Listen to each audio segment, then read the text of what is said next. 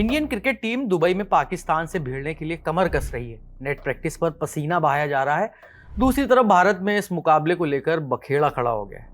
भारत में पाकिस्तानी खिलाड़ियों और बीसीसीआई के पुतले जलाए जा रहे हैं। आज हमने पुतला दहन किया है और यहाँ पर हमने यहाँ पैड भी जलाए हैं, आज बॉल भी जलाई है और हम इसका विरोध कर रहे हैं कि खून और क्रिकेट एक साथ नहीं चलेगा, ये देश बर्दाश्त नहीं करेगा।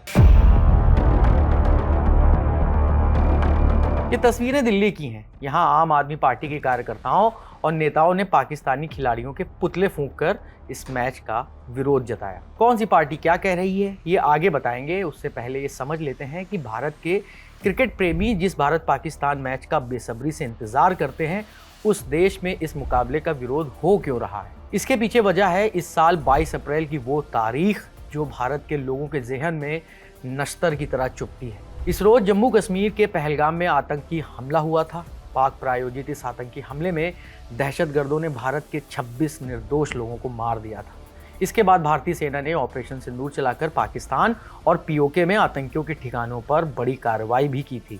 इस हमले से उपजा आक्रोश अभी शांत नहीं हुआ है, लिहाजा ऐसे माहौल में पाकिस्तान के साथ क्रिकेट मैच का विरोध हो रहा है। सोशल मीडिया पर ट्रेंड चलाए जा रहे हैं। लोगों का कहना है कि एक तरफ हमारे जवान शहीद हो रहे हैं और दूसरी तरफ हम उसी देश के साथ क्रिकेट खेल रहे हैं जो आतंकवाद को बढ़ावा देता है, पालता पोसता है।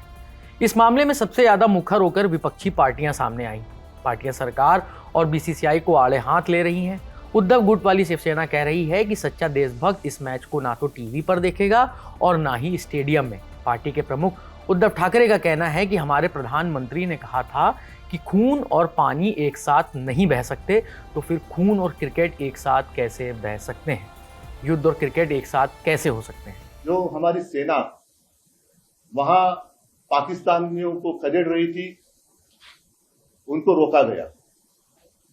तो ये वॉर किसने रुकवा दी? जैसे एक एडवर्टाइजमेंट थी ना, वॉर रुकवा दी पापा। तो क्या इन्होंने ऑपरेशन सिंदूर भी रुकवा दिया? ये पापा कौन है? ऑपरेशन सिंदूर भी रुकवा दिया है क्या? नहीं है ना।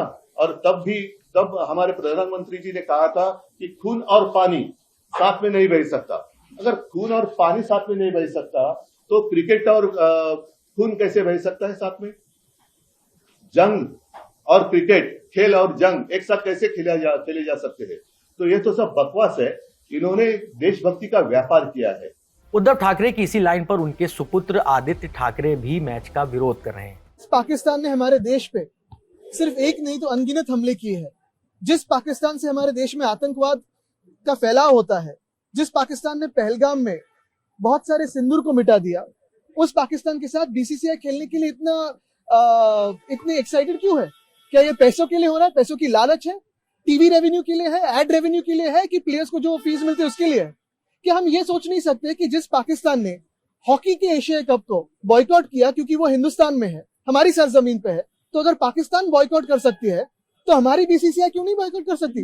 दूसरी बात यह है कि अगर असली भाजपा आज सत्ता में होती तो ये नहीं होता।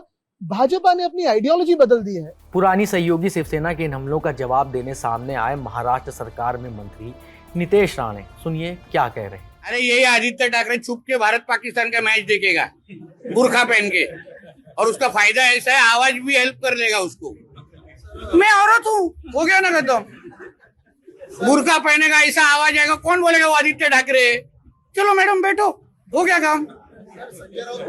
पाकिस्तान जिंदाबाद। आम आदमी पार्टी भी इस विरोध में शामिल है। पार्टी का कहना है कि जब पूरा देश विरोध कर रहा है तो सरकार इस मैच को होने क्यों दे रही है? उन्होंने इसे शहीदों का अपमान बताया है। सौरभ भारद्वाज ने तो यहाँ तक कह दिया है कि दिल्ली में जो भी क्लब रेस्टोरेंट इस मैच को दिखाएंगे वो उन्हें देशद्रोही बताकर एक्सपोज करेंगे।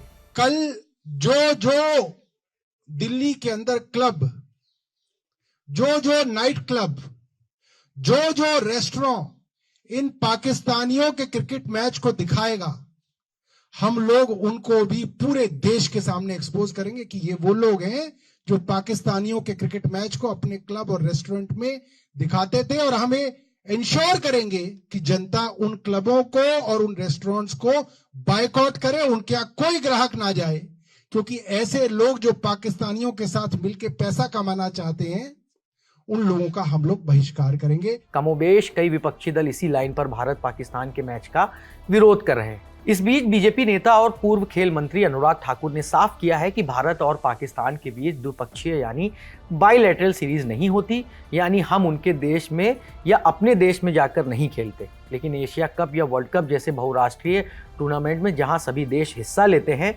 वहां खेलना जरूरी होता है और ये अंतर्राष्ट्रीय नियमों के तहत है।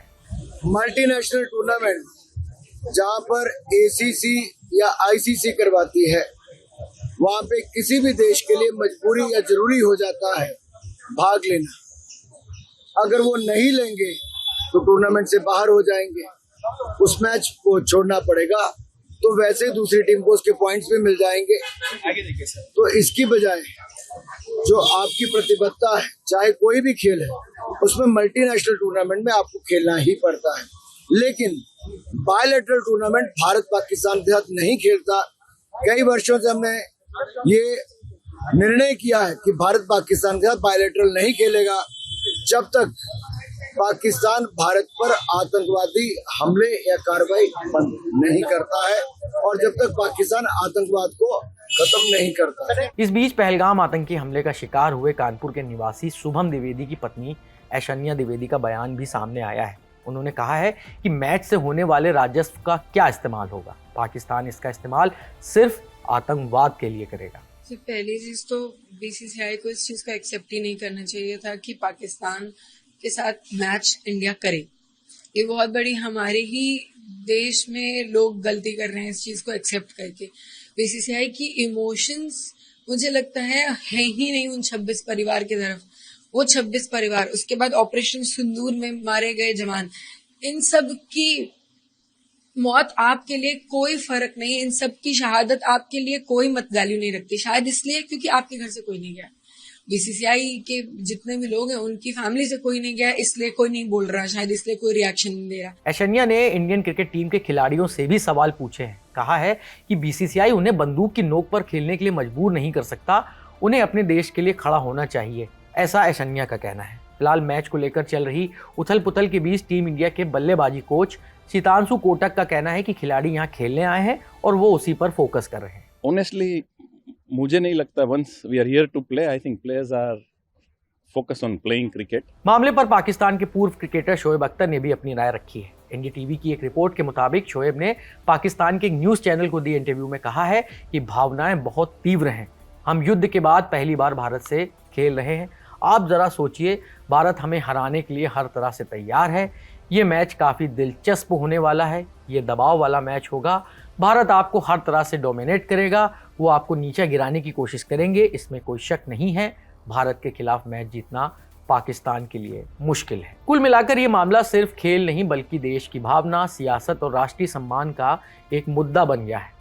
एक तरफ वो लोग हैं जो कहते हैं कि क्रिकेट को सियासत से दूर रखना चाहिए, तो दूसरी तरफ वो लोग हैं जो ये कह रहे हैं कि जब देश की सुरक्षा की बात हो तो खेल को भी किनारे कर देना चाहिए। अब देखना ये होगा कि क्या मैच के बाद भी ये बवाल जारी रहता है या फिर हार जीत के साथ ये मुद्दा भी खत्म हो जाएगा। बाकी इस पूरे मामले पर आपकी क्या राय है, हमें कमेंट में ज़रूर बताइए। मैं हूँ नीरज और आप देखते रहिए दी लल्लन टॉप। शुक्रिया।